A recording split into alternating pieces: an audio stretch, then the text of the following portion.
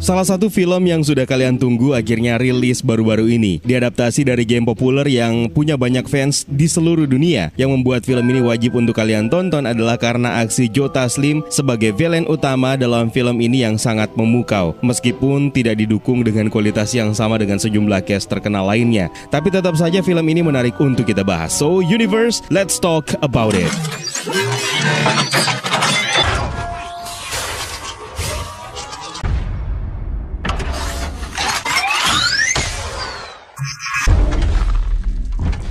Film ini disutradarai oleh Simon McQuoid dan dibintangi oleh Joe Taslim sebagai Bi-Han alias Sub-Zero, Lewis Tan sebagai Cole Young, Hiroyuki Sanada sebagai Hanzo Hasashi alias Scorpion, Shin Han sebagai Shang Tsung, dan sejumlah nama beken lainnya. Seperti biasa, sebelum kita mulai breakdown Mortal Kombat ini, kita harus kasih spoiler warning terlebih dahulu buat kalian yang belum pernah menyaksikan film ini.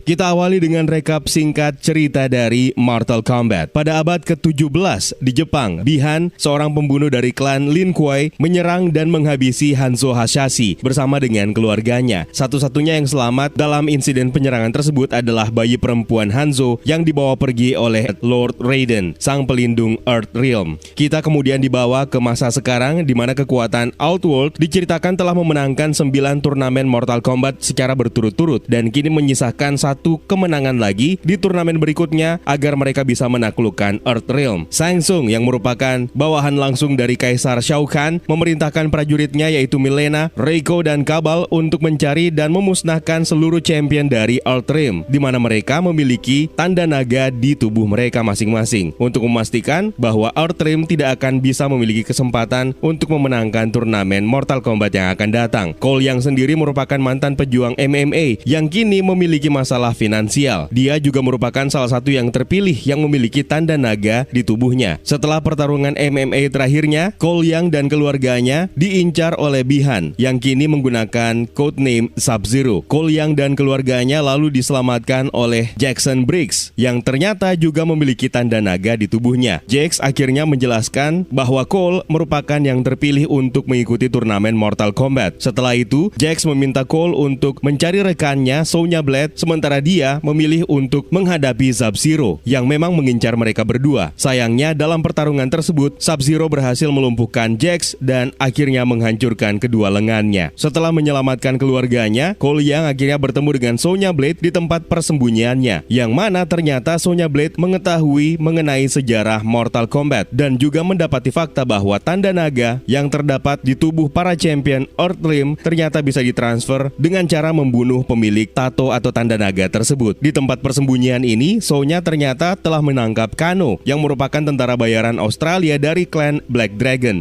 yang sebelumnya telah membunuh seorang champion dengan tanda naga, dan akhirnya tanda naga tersebut kini berpindah ke tubuh Kano. Sementara Sonya sendiri tidak memiliki tanda naga tersebut. Tempat persembunyian mereka itu akhirnya diserang oleh makhluk reptil yang bernama Saizot yang telah dikirim oleh Shang Tsung untuk mencari dan membunuh para champion Earth Realm. Namun pada akhirnya makhluk mengerikan tersebut berhasil dilumpuhkan oleh Kano dengan mengeluarkan jantungnya. Cole, Sonya, dan Kano lalu melakukan perjalanan menuju kuil suci Raiden yang rupanya menjadi tempat pelatihan bagi para champion Earth Realm, di mana di sini mereka bertemu dengan Liu Kang dan Kung Lao. Tidak hanya itu, Sonya Blade di sini juga akhirnya bertemu dengan Jax yang sedang dirawat dan kini memiliki satu set lengan mekanis yang kecil dan dikeluhkan oleh Jax sendiri. Raiden lalu mengungkapkan kepada Cole Young bahwa dia merupakan keturunan dari Hanzo Hasashi melalui putri Hanzo yang merupakan satu-satunya yang selamat pada saat penyerangan Bi-Han berabad-abad silam. Raiden lalu menyerahkan kunai milik Hanzo yang telah dia simpan sekian lama dengan harapan Cole Young bisa membangunkan kembali sang ninja legendaris tersebut. Liu Kang dan Kung Lao sendiri menjelaskan bahwa setiap champion Earth Realm dengan tanda naga atau tato naga di tubuhnya rupanya memiliki kekuatan khusus yang dikenal dengan nama Arcana, sama seperti kemampuan Liu Kang yang mampu mengendalikan api. Oleh karena itu, para pejuang atau champion di kuil ini harus menemukan dan membangunkan Arcana mereka jika ingin bertarung di turnamen Mortal Kombat. Kano sendiri di luar dugaan ternyata mampu membangunkan Arcananya, sementara Cole Young mengalami kesulitan. Menyadari hal tersebut, Raiden akhirnya mengizinkan Cole Young untuk pergi menemui kembali keluarganya. Shang Tsung dan para pasukannya sendiri mencoba untuk menyerang kuil suci Raiden tersebut, namun Raiden justru membuat perisai energi untuk mencegah mereka semuanya masuk masuk, Kabal ternyata mengenali salah satu champion dari Earthrealm, yaitu Kano yang merupakan mantan pesaingnya. Kabal lalu menemui Kano untuk membujuknya agar mau membelot dan melenyapkan perisai energi yang diciptakan oleh Raiden. Para pejuang Shang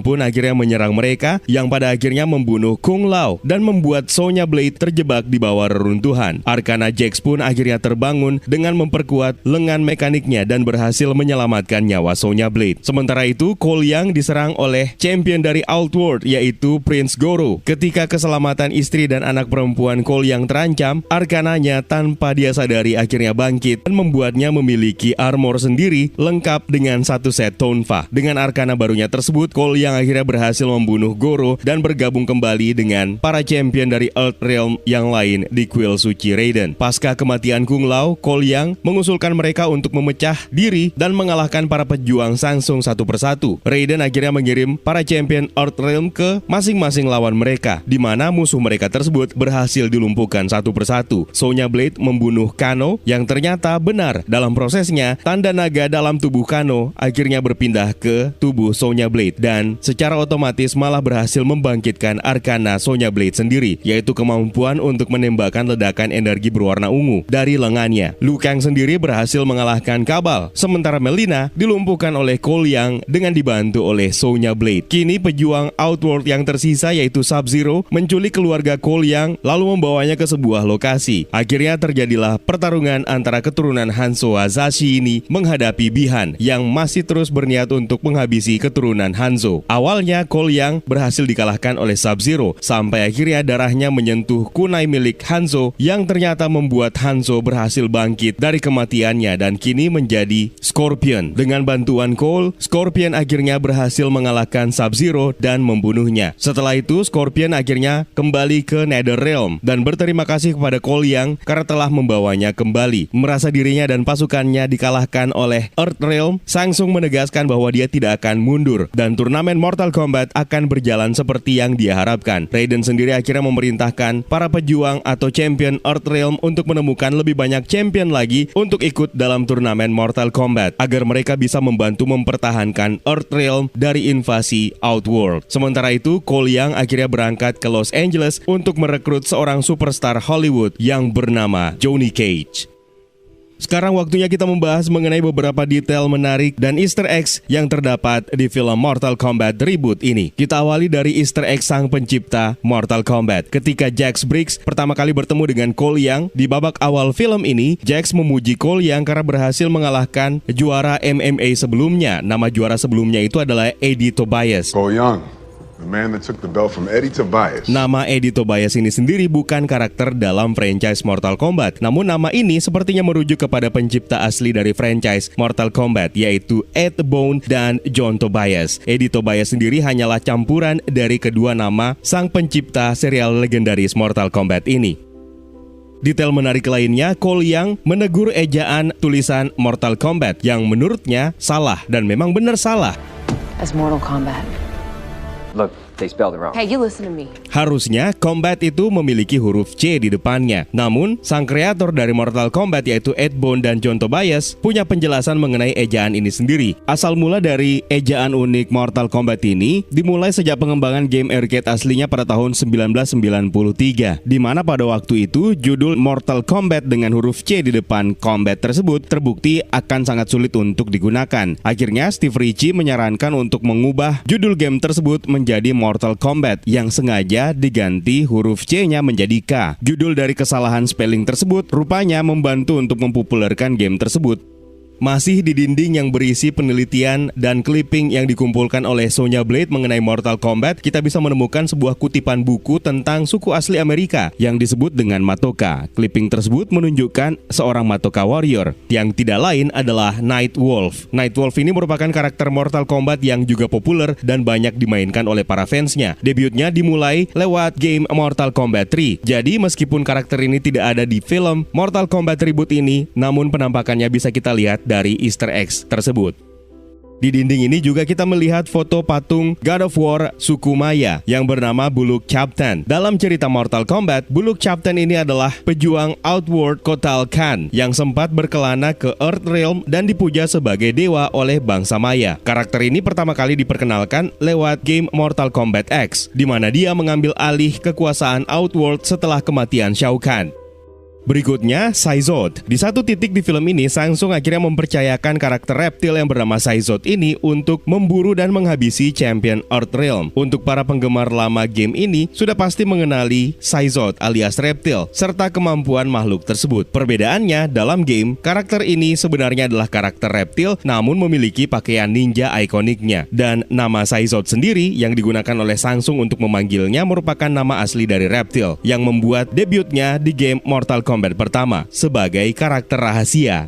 Beralih ke kuil Raiden. Di sini kita bisa mendapatkan lukisan-lukisan yang menggambarkan The Great Kung Lao yang berdiri di atas Samsung. Di lukisan yang lain kita juga melihat penampakan Prince Goro yang menghabisi lawannya dengan mematahkan tubuhnya menjadi dua bagian. Kemungkinan orang tersebut adalah The Great Kung Lao. Sementara di lukisan lainnya menunjukkan Bi-Han yang membunuh Hanzo Hasashi, serta ada penampakan Shao Kahn sebagai villain utama dalam invasi Outworld. Di sini kita juga bisa menemukan kipas yang tersimpan dengan baik yang tentu saja merupakan referensi untuk karakter Kitana. Kitana sendiri merupakan putri angkat dari Shao Kahn yang memiliki senjata kipas baja. Arc-nya dalam franchise ini cenderung diceritakan berkhianat kepada Outworld dan bersama-sama berjuang dengan Liu Kang. Para fans tentu saja dibuat kesal karena Princess Kitana tidak dihadirkan di film ini. Namun tenang, masih ada tiruannya, yaitu Mileena. Meski kembali membuat fans kecewa karena Mileena dengan begitu saja sangat mudah ditaklukkan. Easter eggs lainnya adalah jimat atau amulet milik Shinnok yang berusaha dicuri oleh Kano. Benda ini termasuk salah satu benda yang sangat powerful di Mortal Kombat yang kemungkinan besar bisa membangkitkan kembali Kano dari kematian jika memang direncanakan akan muncul kembali di sequel Mortal Kombat. Kita sendiri tidak yakin apakah Kano benar-benar mengembalikan barang curiannya ini kepada Liu Kang. Kita beralih ke Kano, yang dalam film ini justru berhasil mencuri perhatian. Ada satu detail menarik yang merupakan sebuah callback ketika Kano kesulitan menggunakan GPS-nya untuk melacak kuil Raiden. Ini tentu saja merupakan callback ke film aslinya, yaitu Mortal Kombat yang dirilis pada tahun 1995, di mana Pulau Samsung membuat kompas Sonya Blade rusak dan tidak berfungsi. Ada perbedaan mendasar dalam inkarnasi Kano dalam Mortal Kombat Reboot ini. Wajahnya terluka di bagian mata akibat cakaran dari Saizot. Lalu ketika Arkananya bangkit, dia ternyata bisa menembakkan sinar laser merah dari rongga matanya. Nah, dalam gamenya, Kano sendiri memiliki plat logam yang menutupi matanya tersebut dan memberinya kemampuan laser yang serupa. Satu hal yang kembali diadaptasi oleh film ini adalah mengenai klan Black Dragon, yang merupakan cabang organisasi teroris Red Dragon, di mana di kelompok tersebut, Kano bekerja sama dengan berbagai karakter seperti Kabal, Jarek, Kira, Cobra, Aaron Black, dan Tremor. Detail menarik lainnya, Kano sempat menyebut Raiden sebagai Gandalf. Hey Gandalf, what does my fortune cookie say? Tentu saja kalian tahu siapa karakter ini dari franchise Lord of the Ring. Lalu menganggap kemampuan Raiden menggunakan sihirnya sama seperti kemampuan yang dimiliki oleh Harry Potter. Tentu saja kalian tahu kemana arah referensi ini. Yang jelas Harry Potter, Lord of the Ring, The Hobbit, semuanya adalah properti milik Warner Bros. Kisah Kano dalam film ini sendiri terlihat sangat mirip dengan buku komik tahun 90-an, yaitu Mortal Kombat Raiden and Kano. Dalam komik tersebut, Raiden berusaha menyewa Kano untuk menghancurkan Shao Kahn, karena dia adalah keturunan dari seorang pahlawan yang telah membebaskan Outworld sejak lama. Kano akhirnya mengkhianati Raiden, sama seperti dalam film ini ketika dia mengkhianati rekan-rekannya.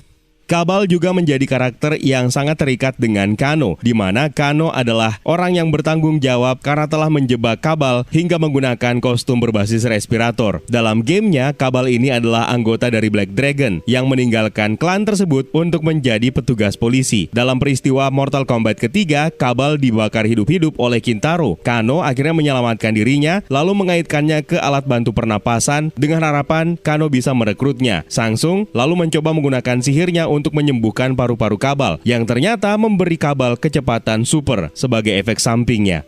Jangan lupakan kita bisa melihat fatality movement Kano dalam film ini, Heard Rest in Peace, di mana movement ini sudah diperlihatkan sejak game pertama Mortal Kombat.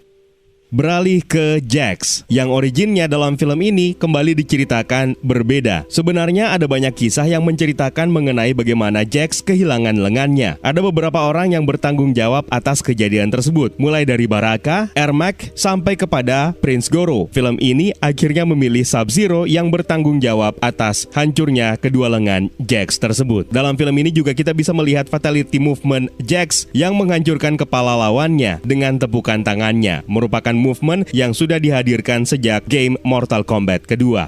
Sementara itu, rekannya, Sonya Blade, akhirnya mendapatkan juga kekuatan supernya, namun ditampilkan dengan berbeda dari gamenya, di mana dalam game, kekuatan tersebut merupakan hasil dari senjata pergelangan tangannya yang berteknologi tinggi. Beralih ke Liu Kang. Dalam film ini, Liu Kang menjelaskan bagaimana caranya dia bisa menjadi champion untuk Earthrealm. Dia dilatih oleh seorang pria yang bernama Bo Raicho, yang merupakan seorang prajurit Outworld yang bersimpati dengan Earthrealm, lalu memilih untuk melindunginya dari Shao Kahn. Bo Raicho akhirnya mendedikasikan dirinya selama ribuan tahun untuk melatih prajurit Shaolin, dengan harapan salah satu dari mereka bisa memenangkan turnamen Mortal Kombat dan mengakhiri rekor Outworld. Pada akhirnya, dialah yang melatih Liu Kang dan juga Kung Lao. Kung Lao sendiri menyebut dirinya sebagai keturunan asli dari The Great Kung Lao, yang merupakan biksu Shaolin yang telah menjadi pejuang Earthrealm di Mortal Kombat. Dalam pertarungan Liu Kang ketika melatih Kano, Liu Kang menggunakan gerakan spam the leg sweep-nya, yang mana ini merupakan salah satu movement yang paling menyebalkan ketika kita memainkan game tersebut. Ada yang pernah merasakannya? Kita juga bisa melihat gerakan khas Liu Kang dengan bicycle kick-nya, yang mana gerakan ini juga pernah ditampilkan dalam film pertama Mortal Kombat pada tahun 95. Masih berbicara mengenai referensi ke game, Kung Lao sendiri akhirnya menghabisi Nitara dengan fatality movement-nya. Fatality movement ini sendiri pernah ditampilkan dalam game Mortal Kombat 9. Bedanya, dalam game, korbannya dibelah terlebih dahulu mulai dari selangkangannya. Nitara sendiri pertama kali debut dalam game Mortal Kombat Deadly Alliance. Dia digambarkan sebagai seorang penyendiri dan manipulator yang ingin mengembalikan dunia vampirnya yang telah lama hilang. Dia juga ternyata memiliki peran cameo dalam film Mortal Kombat Legends Scorpion's Revenge. Karakter lainnya yang merupakan pasukan dari Samsung adalah General Reiko, yang pertama kali diperkenalkan dalam game Mortal Kombat 4 sebagai salah satu antek dari Shinnok. Senjata palu raksasanya sendiri didapatkannya lewat game Mortal Kombat Armageddon. Beralih ke Samsung, dalam film ini kembali mengeluarkan kalimat pamungkasnya, "Your soul is mine." Kalimat ini juga merupakan sebuah callback untuk kalimat yang sering digunakan dalam film pertama Mortal Kombat pada tahun 1995 yang telah memakan begitu banyak korban jiwa. Your soul is mine. Tidak hanya itu, di game, kalimat ini juga sering kali kita dengarkan. Sementara referensi fatality movement lainnya datang dari Goro yang mengancam akan mematahkan tulang punggung Cole Young. Dan yang harus kita bahas tentu saja adalah Scorpion dan Sub-Zero. Kisah pembunuhan Bi-Han terhadap Hanzo Hasashi telah digambarkan berkali-kali dalam franchise Mortal Kombat, di mana kisah dalam film ini sangat mirip dengan plotline Mortal Kombat Legends Scorpion's Revenge. Hanya ada satu perbedaan besar yang membedakannya, yaitu Hanzo Hasashi dibunuh oleh Bi-Han berabad-abad yang lalu, bukan di masa sekarang. Sementara dalam gamenya, pembunuhan keluarga Scorpion atau Hanzo Hasashi dilakukan oleh Quan Chi, yang menggunakan tragedi tersebut untuk memanipulasi Scorpion agar menjadi pelayannya. Di pertarungan akhir, Scorpion akhirnya mengeluarkan tosti fatality klasiknya yang mengubah mulutnya menjadi tengkorak. Fatality movement ini sendiri tidak hanya ditampilkan dalam game Mortal Kombat, tapi juga pernah ditampilkan dalam film pertama Mortal Kombat pada tahun 1995. Selama pertarungan Scorpion dan Sub-Zero, berulang kali kita mendengarkan nama Shirai Ryu dan Lin Kuei disebut oleh kedua karakter ini. Dalam gamenya, Shirai Ryu dan Lin Kuei merupakan klan yang saling bersaing dan berseteru yang terdiri dari prajurit ninja bangsawan. Di babak akhir film ini, kita bisa melihat salah satu stage yang sangat terkenal dalam gamenya, yaitu Pit Stage, yang mempertemukan Jax dan Reiko. Pit Stage ini sendiri adalah arena pertempuran di mana para pemain bisa melakukan gerakan fatality movement setelah mengalahkan lawannya, dengan membuat mereka terjatuh dari jembatan dan mendarat di atas lantai yang dipenuhi dengan duri besi. Detail menarik lainnya yang menjadi referensi untuk game adalah kebiasaan bagi host Mortal Kombat untuk menyebutkan nama pemenang dari setiap pertandingan. Kano sendiri melakukan hal tersebut setelah dia membunuh reptil yang dengan bangga mengatakan Kano wins. Kano wins. Lalu pada saat Kung Lao membunuh Nitara, dia juga mengucapkan kalimat flawless victory, yang mana kalimat ini juga pernah disebutkan dalam film pertama Mortal Kombat. Dan yang paling penting adalah kata fatality yang akhirnya keluar dari mulut Liu Kang, sama seperti dalam gamenya. Fatality. For Kung Lao. Detail terakhir dan tidak boleh kita lewatkan adalah akhir dari film ini, di mana kita akhirnya bisa melihat sebuah teaser untuk kehadiran Johnny Cage. Jauh sebelum film ini dirilis, sang sutradara sudah menegaskan kalau Johnny Cage eksis di timeline Mortal Kombat reboot ini, dan akhirnya dibuktikan di ending film, di mana karakter ini kemungkinan akan muncul jika saja sequel dari proyek tersebut benar-benar terjadi. Sebuah poster untuk film Citizen Cage yang merupakan salah satu dari begitu banyak judul film Johnny Cage dari cerita game Mortal Kombat. Poster tersebut menunjukkan kalau dia mengenakan sebuah gesper dengan bertuliskan Cage, yang mana pertama kali kita bisa melihat hal tersebut di Mortal Kombat 9. Maka bukan tidak mungkin kita akan melihat tato bertuliskan Johnny di dadanya. Untuk calon pemeran Johnny Cage sendiri, saya lebih setuju kalau pihak studio mempekerjakan Mike The Miz Awesome, yang merupakan atlet pegulat profesional WWE. Itu karena persona di panggungnya memang sangat mirip dengan Johnny Cage. Jadi ibarat The Miz nggak perlu lagi berperan sebagai Johnny Cage karena itu memang dirinya. Tapi kita lihat saja nanti siapa yang akan ditunjuk untuk memerankan karakter Johnny Cage ini. Nah, itu dia beberapa detail-detail menarik yang kita temukan dalam film Mortal Kombat. Dan seperti biasa, kalau misalnya kalian menemukan detail yang lainnya, jangan sungkan untuk tambahkan di kolom komentar di bawah ya, Universe. Terima kasih buat kalian yang sudah menonton, dan juga terima kasih buat kalian yang sudah bergabung di membership community. It's time for me to sign out. My name is Eka. Stay safe. And until next time.